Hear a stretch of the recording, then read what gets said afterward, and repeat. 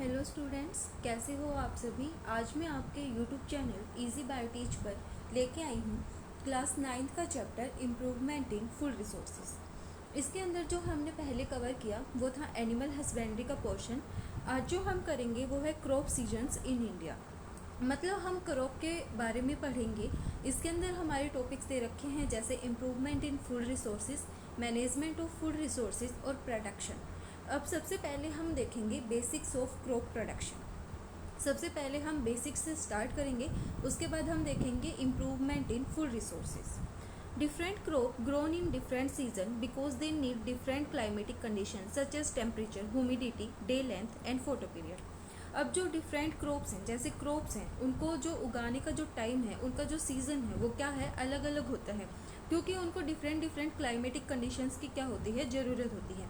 जैसे कि temperature, humidity, दिन का जो टाइम है वो, और जो उनका फोटो पीरियड है वो क्या होता है, अलग अलग होता है। जैसे कोई क्रॉप होती है, कोई क्रॉप हॉट टेम्परेचर में क्या करती है, ग्रो करती है, कोई क्रॉप कोल्ड टेम्परेचर में ग्रो करती है। तो जो डिफरेंट डिफरेंट क्लाइमेटिक कंडीशंस हैं उनके अकॉर्डिंग हमारी जो क्रॉप है उनको उगाने का जो टाइम है वो क्या है, अलग अलग है। For example, long day plant grow in rainy season, short day plant grow in winter.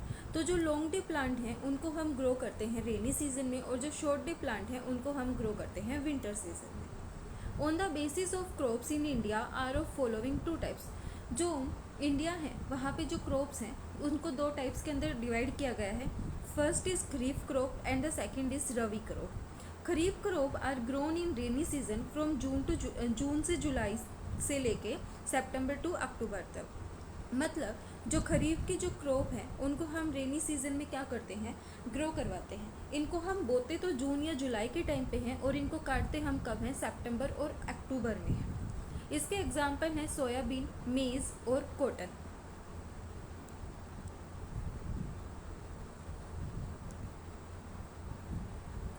Next है rabi crop. Rabi crop are grown during winter from October November to March April. जो रवि की जो क्रॉप है उनको हम उगाते हैं अक्टूबर और नवंबर में और काटते हैं मार्च और अप्रैल में। इसके एग्जाम्पल हैं व्हीट, ग्राम और बार्ली।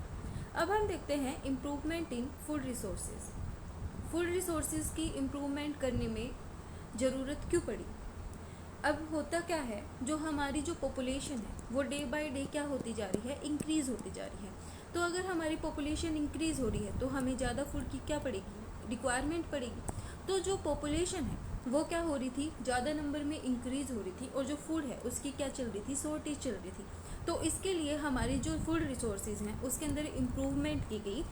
इसको हम एक तरफ से एग्जाम्पल मान सकते हैं कि हमें इम्प्रूवमेंट करने की ज़रूरत क्यों पड़ी। हमें अपनी रिसोर्सेज में इम्प्रूवमेंट करने की ज़रूरत इसलिए पड़ी क्योंकि हमारी जो पॉपुलेशन है वो रैपिडली क्या हो रही थी, इंक्रीज़ हो रही थी।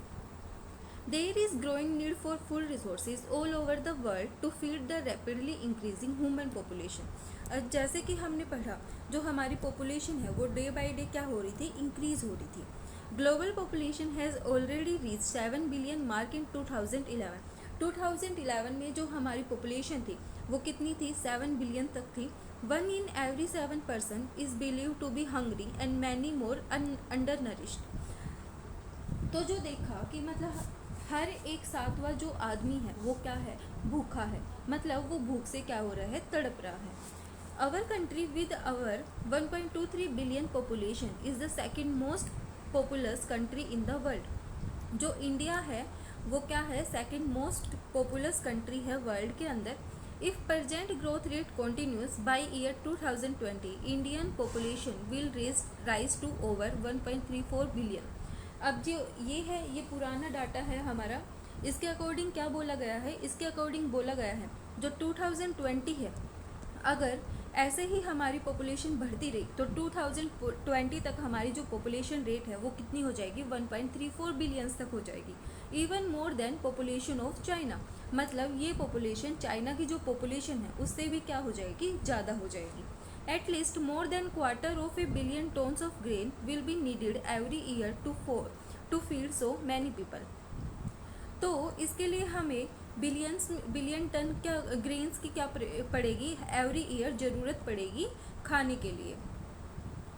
There are two ways of increasing the yield. अब ये क्या बोल रहे हैं कि यील्ड को इंक्रीज करने के लिए हमारे पास दो वेज हैं, या तो हम जो फार्मिंग है उसको ज़्यादा लैंड के ऊपर करें, या फिर development and use of improved high quality varieties of crop.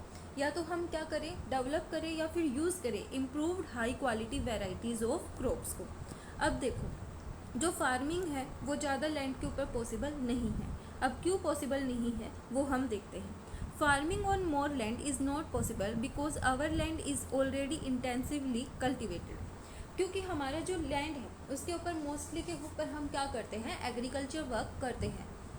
Therefore, the only choice left is the use of high yield varieties of crop and better agriculture practices। तो इसके बाद हमारे पास सिर्फ क्या बचा, इसके बाद हमारे पास बचा high yield varieties of crops को हम क्या कर सकते हैं, यूज़ कर सकते हैं, और बेटर एग्रीकल्चर प्रैक्टिसेस को हम क्या कर सकते हैं, यूज़ कर सकते हैं।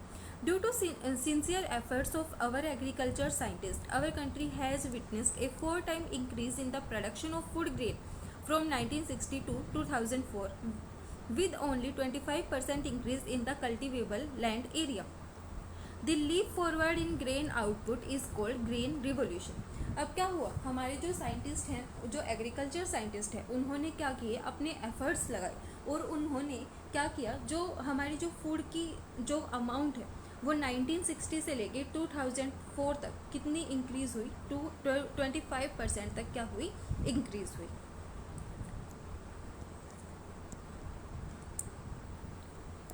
Green revolution was achieved by adopting following 3 approaches. First is improvement of crop varieties, second is management of crop production, and the third one is management of crop protection। अब हम देखते हैं improvement in food resources, plants, improvement in crop yield। सबसे पहले हम क्या पढ़ेंगे, crop variety improvement पढ़ेंगे, फिर हम पढ़ेंगे management of crop production, फिर हम पढ़ेंगे crop protection management। सबसे पहले हम देखते हैं क्रॉप वैरायटी इम्प्रूवमेंट। इसके अंदर जो मेथड्स हम यूज़ करते हैं वो है हाइब्रिडाइजेशन और जेनेटिक मैनिपुलेशन। पर्पस क्या है, यील्ड को ज़्यादा करना, क्वालिटी को इम्प्रूव करना, बायोटिक और एबायोटिक जो फैक्टर्स हैं उनके लिए रेजिस्टेंस प्रोवाइड करना, अर्ली मैचुरेशन और वाइडर अडेप्टेबिलिटी।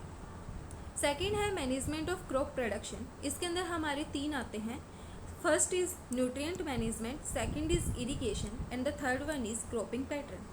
अब न्यूट्रिएंट मैनेजमेंट में क्या आते हैं, माइक्रो न्यूट्रिएंट्स और मैक्रो न्यूट्रिएंट्स, और जो सेकंड है मैन्योर और फर्टिलाइजर्स।